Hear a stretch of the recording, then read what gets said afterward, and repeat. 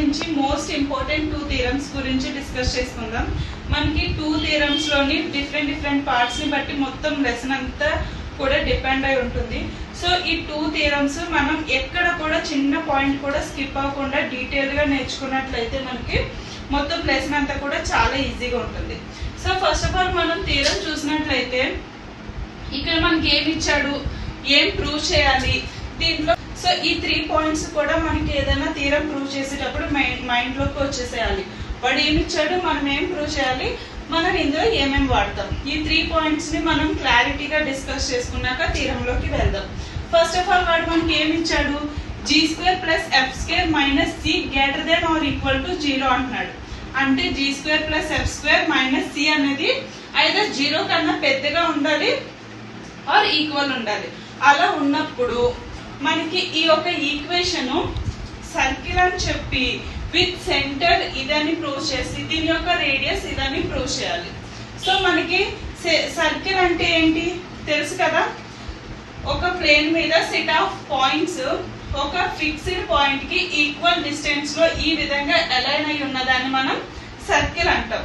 So ఇది ఒక circle. So ఈ సర్కిల్ అనేది మనకి 2 డైమెన్షనల్ ప్లేన్, ఎక్స్ యాక్సిస్ మరియు వై యాక్సిస్ అనే 2 డైమెన్షనల్ మీద తీసుకున్నప్పుడు ఇక్కడ ఒక సర్కిల్ ఉంది. ఈ సర్కిల్ యొక్క సెంటర్ పాయింట్ ఉంది కదా, ఈ సెంటర్ పాయింట్ ని మనం సి అని అనుకుంటాం. ఈ అనేకమైన పాయింట్స్ కి మధ్యలో ఈ ఫిక్స్డ్ పాయింట్ ఉంటుంది. ఫిక్స్డ్ పాయింట్ ఏంటి, మనకి ఏ పాయింట్ తో కంపేర్ చేసినా కూడా డిస్టెన్స్ అనేది మనకి సేమ్ ఉంటుంది. సో ఇక్కడ నేను ఒక పాయింట్ ని తీసుకున్నాను, దీని యొక్క డిస్టెన్స్ r. ఇప్పుడు ఈ సెంటర్ కి h, k అనే ఒక పాయింట్ ఉందంటున్నాను. ఇక్కడ ఏదైతే పాయింట్ ని తీసుకున్నానో అది x, y అని చెప్పి నేను తీసుకుంటున్నాను. ఇప్పుడు మనం ఈ r ని ఫైండ్ అవుట్ చేయడానికి లెంత్ యొక్క ఫార్ములా తీసుకుంటున్నాను. AB = √x2 - x1 2 y2 - y1 2. ఈ ఫార్ములాలో దీన్ని x1 y1 అని, దీన్ని x2 y2 అని తీసుకుంటున్నాను. సో ఈ వాల్యూస్ ని ఇక్కడ సబ్స్టిట్యూట్ చేసుకోవాలి. ఇది a, ఇది b అనుకున్నట్లయితే ఇది ab ఏమవుతుంది, మనకి r అవుతుంది. So r = x - h (2) y - k (2). So ఈ రూట్ ని side పంపించేసినట్లయితే r² = x - h (2) y - k (2).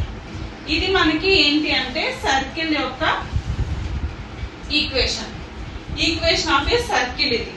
So మనం ఈ సర్కిల్ యొక్క ఈక్వేషన్ ని యూజ్ చేస్తాము ఇందులో. అలాగే వాడు ఇది ఇచ్చాడు మనకి, ఈ ఈక్వేషన్ ని సర్కిల్ అని ప్రూవ్ చేసి దీని సెంటర్ అని దీని రేడియస్ అని మనం ప్రూవ్ చేయమంటున్నాడు. సో ఇక్కడ ఈ సర్కిల్ లో మనకి సెంటర్ ఏంటి, h, k, అలాగే రేడియస్ అనేది r. ఇక్కడ ఏంటి -d, f, అలాగే ఇది రేడియస్ అని ప్రూవ్ చేయమంటున్నాడు. ఇది సర్కిల్ యొక్క ఈక్వేషన్. మనకున్న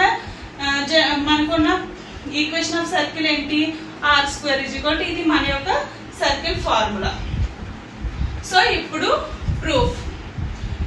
ప్రూఫ్ లో మనం గివెన్ ఈక్వేషన్, వాడు ఏదైతే ఈక్వేషన్ ఇచ్చాడో థియరంలో ఆ ఈక్వేషన్ ని తీసుకున్నాం. The equation of a circle, మనకి జనరల్ గా తెలిసిన ఈక్వేషన్ ఆఫ్ ఏ సర్కిల్ ఏంటి, r² ఇది equation of a circle. So అది తీసుకున్నాను. ఈ ఈక్వేషన్ ఆఫ్ ఏ సర్కిల్ ని ఎక్స్పాండ్ చేశాను. ఈ ఎక్స్పాండ్ చేయడం తెలుసు కదా మీకు, తెలియని వాళ్ళ కోసం చెప్తున్నాను. a + b² formula, a - b² formula ఏంటి, మనకి a² + b² - 2ab. సో ఈ యొక్క ఫార్ములాని యూజ్ చేసి ఈ ఈక్వేషన్ ని నేను ఎక్స్పాండ్ చేశాను. So x² + h² - xh. So ఈ ఫార్ములాని యూజ్ చేసి సేమ్ ఈక్వేషన్ మొత్తం ఎక్స్పాండ్ చేశాను. ఈ r ని యువతలకు పంపించినట్లయితే +r కాస్త -r² అయింది =0. దీన్ని నేను x² + y² వాల్యూస్ అన్నిటిని ఒక చోట, రిమైనింగ్ వాల్యూస్ అన్నిటిని ఒక చోట రాసుకున్నాను. సో ఈ మనకి వచ్చిన ఈక్వేషన్ ని ఈక్వేషన్ నెంబర్ 2 అని, వాడిచ్చిన ఈక్వేషన్ ని ఈక్వేషన్ నెంబర్ 1 అని తీసుకున్నాను. ఇప్పుడు ఈ 2 ఈక్వేషన్స్ ని కంపేర్ చేసినప్పుడు x² వాల్యూస్ y² వాల్యూస్ మనకి ఒకటే విధంగా ఉన్నాయి. కానీ ఇక్కడ x వాల్యూస్ ని చూడండి, ఇక్కడ +2 ఇక్కడ -2 ఈ విధంగా ఉన్నాయి. ఈ వాల్యూస్ ని నేను ఇక్కడ తీసుకున్నాను. ఇక్కడ 2 క్యాన్సిల్ అయిపోతుంది. అలాగే ఇక్కడ -h ఉంది, ఇక్కడ g ఉంది. ఈ మైనస్ ని సైడ్ పంపించినట్లయితే h = -g వస్తుంది. అదే విధంగా ఇక్కడ 2k ఇక్కడ -2k ఇక్కడ 2f, ఈ 2 క్యాన్సిల్ అయిపోతే ఇక్కడ -k f మిగులుతుంది. ఈ మైనస్ ని ఈ f ని సైడ్ పంపించినట్లయితే -f = k మిగులుతుంది. సో మనకి ఇక్కడ తీసుకున్న సెంటర్ ఏంటి, మనకి h, k. ఈ h, k వాల్యూస్ ఏమొచ్చినాయి, మనకి -g, -f వచ్చింది. అంటే ఇక్కడ మనకి వాటి సెంటర్ ఏం అడిగాడు, -g, -f అడిగాడు. So which are represent a circle with centre -g, f. So ఇప్పుడు రేడియస్ వాల్యూని చూద్దాం. c = మనకి ఈ వాల్యూ వచ్చింది. ఇక్కడ c వాల్యూ ఇక్కడ ఏమొచ్చింది, h² + k² - r² ఉంది. సో ఇక్కడ r ని సైడ్ తీసుకున్నట్లయితే ఇటు -c అవుతుంది. ఈ స్క్వేర్ ని సైడ్ పంపించినట్లయితే ఇటు రూట్ వస్తుంది. ఇక్కడ h, k values -g, f ని స్క్వేర్ చేస్తే కూడా సేమ్ వాల్యూస్ ఉంటాయి కాబట్టి ఇక్కడ సబ్స్టిట్యూట్ చేసినట్లయితే మనకి వాడు అడిగిన రేడియస్ అనేది వచ్చేసింది. సో వాడు మనల్ని ఏమడిగాడు, ఇది సర్కిల్ అని ప్రూవ్ చేయమన్నాడు, అయ్యింది. సెంటర్ ఇదని చెప్పమన్నాడు, మనం సెంటర్ ఇదని ప్రూవ్ చేసాం. అలాగే రేడియస్ ని కూడా మనం ప్రూవ్ చేసాం. ఇక్కడ మనల్ని 2 కేసెస్ అడిగాడు. ఒకటి ఏంటి, ఒకటి పెద్దగా అయినా ఉంటుంది, 2 ఈక్వల్ అయినా అవుతుంది అని చెప్పాడు. మనం ఈ వాల్యూ అనేది 0 కన్నా పెద్దగా ఉన్నప్పుడు మనకి ఇది సర్కిల్ అవుతుంది, ఇది సెంటర్ అవుతుంది, ఇది రేడియస్ అవుతుంది చెప్పేసాం. సో ఇప్పుడు మనకి 0కి ఈక్వల్ అయినప్పుడు కండిషన్ ఏంటి, ఈ వాల్యూ అనేది 0కి ఈక్వల్ అయినప్పుడు మనకి పాయింట్ సెంటర్ అనేది ఇదే పాయింట్ ఉంటుంది, కానీ రేడియేషన్ అనేది 0 అవుతుంది. ఇక్కడ చూడండి, ఈ r వాల్యూ అనేది సమ్ ఏదో ఒక వాల్యూ ఉంటేనే ఇది సర్కిల్ అవుతుంది. ఇక్కడ r వాల్యూయే లేదనుకోండి, ఒక పాయింట్ ఉంటుంది అంతే. ఇక్కడ డిస్టెన్స్ ఏమి r అనేది 0 అయిపోతే ఇక్కడ అది ఏమి ఉండదు. అప్పుడు మనకి అది ఏమవుతుంది అంటే పాయింట్ సర్కిల్ అవుతుంది. సో అక్కడ సర్కిల్ అనేది ఉండదు. మైనస్ వాల్యూస్ వస్తే అసలు సర్కిల్ అనేదే ఉండదు.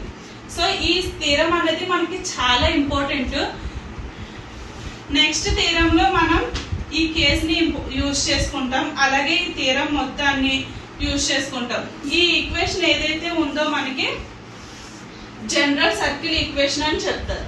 సో ఈ ఈక్వేషన్ మొత్తం చాలా ఇంపార్టెంట్. మనకి ఫ్యూచర్ సమ్స్ లో అన్నిటిలో కూడా ఈ జనరల్ ఈక్వేషన్ ని యూజ్ చేసుకుంటాం. ఈ యొక్క కండిషన్ ఏదైతే ఉందో ఇది కూడా చాలా సార్లు యూజ్ చేసుకుంటాం. ఈ ఈక్వేషన్ మనకి ఎప్పుడైతే ఉందో మనం బ్లైండ్ గా చెప్పేసేయచ్చు దాని యొక్క సెంటర్ -g, f అని, ఇంకా అలాగే రేడియస్ ఇదని.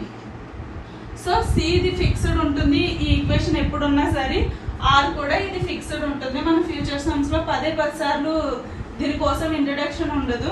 ఈ ఈక్వేషన్ వచ్చిన ప్రతిసారి కూడా ఈ కండిషన్స్ ని మనం యూజ్ చేసుకోవచ్చు. అలాగే ఈ కండిషన్ వచ్చేసి మనం నెక్స్ట్ థీరం లో యూజ్ చేస్తాం. ఇది కూడా మనకి సర్కిల్ నుంచి మోస్ట్ ఇంపార్టెంట్ థీరం. ఈ థీరం యొక్క కండిషన్ ఒకసారి చదువుదాం. ద కండిషన్ దట్ ఈక్వేషన్, ఒక ఈక్వేషన్ ఇచ్చాడు, ఆ equation represent a circle. Circle అని చెప్పాలంటే ఈ 3 అవ్వాలంటే 3 కండిషన్స్ ని కూడా సాటిస్ఫై చేయాలి. సో ఇప్పుడు ఒకసారి చూద్దాం. ప్రూఫ్ లో మనం ఏం తీసుకుంటామంటే, since the equation of circle of the form, మనకి తెలుసు కదా, ఇంతకు ముందే ప్రూవ్ చేస్తాం. ఇది జనరల్ ఈక్వేషన్. ఈ జనరల్ ఈక్వేషన్ ని తీసుకుంటాం. అయితే వాడిచ్చిన ఈక్వేషన్ ని కూడా తీసుకుంటాం. Represent a circle by comparing 2 equations. మనకి జనరల్ ఫార్మ్ ఆఫ్ ఈక్వేషన్ ని ప్రీవియస్ థీరం లో ప్రూవ్ చేసాం. ఆ ఈక్వేషన్ ని తీసుకుంటాం, అలాగే వాడిచ్చిన ఈక్వేషన్ ని తీసుకుంటాం. ఈ రెండింటిని కూడా ఇప్పుడు మనం కంపేర్ చేస్తున్నాం. ఇక్కడ మనకి ఈ a² యొక్క కోఎఫిషియంట్ ఏముంది, మనకి ఇక్కడ a, ఇక్కడ 1. So a/1, it side b/1.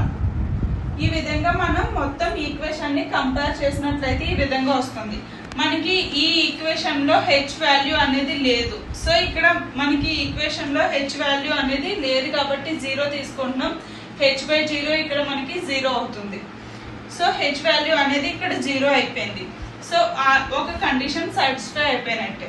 So A value b value కూడా మనకి ఈక్వల్ గానే ఉన్నాయి కాబట్టి సెకండ్ కండిషన్ ని కూడా జస్ట్ కంపేర్ చేస్తే చాలు. జనరల్ ఈక్వేషన్ ని కంపేర్ చేసినప్పుడు ఈ విధంగా తీసుకుంటే మనకి ఏ వాల్యూ బి వాల్యూ అనేది ఈక్వల్, ఒక కండిషన్ సాటిస్ఫై అయిపోయినట్టే.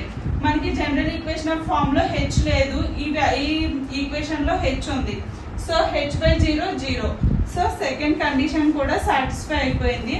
ఇప్పుడు ఒకసారి థర్డ్ కండిషన్ ని చూసుకుందాం. ఏం లేదు, వాడు ఇచ్చిన క్వశ్చన్ తీసుకుంటామా జనరల్ ఈక్వేషన్ తీసుకుంటాం. ఈ రెండింటిని కంపేర్ చేసినప్పుడు మనకి ఈ విధంగా వాల్యూస్ వస్తాయి. ఈ a/1 b/1 అంటే a value b value equal. So first condition అనేది సాటిస్ఫై అయిపోయినట్టే. మనకి జనరల్ ఈక్వేషన్ లో h అనేది ఒక వాల్యూ లేదు. So h = 0.